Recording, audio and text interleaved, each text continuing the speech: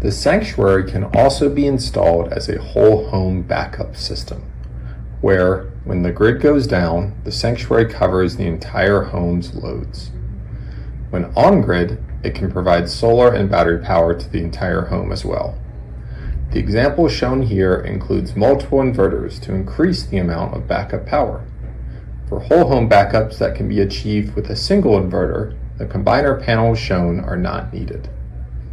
For whole home backups using 2 to 4 Sanctuary inverters, start by adding in a grid combiner panel fed from the home's meter or main breaker.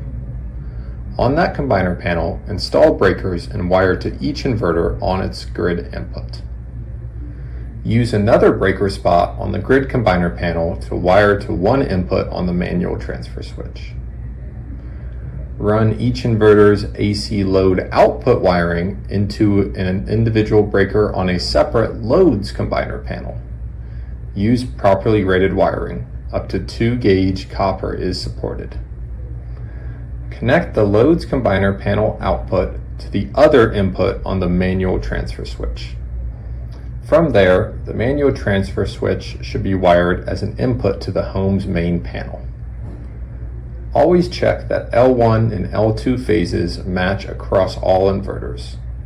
Incorrect phasing could create a short and cause system failure, voiding the warranty. Review the Lion install manual for your inverter's version for details on breaker sizing and pass-through capability.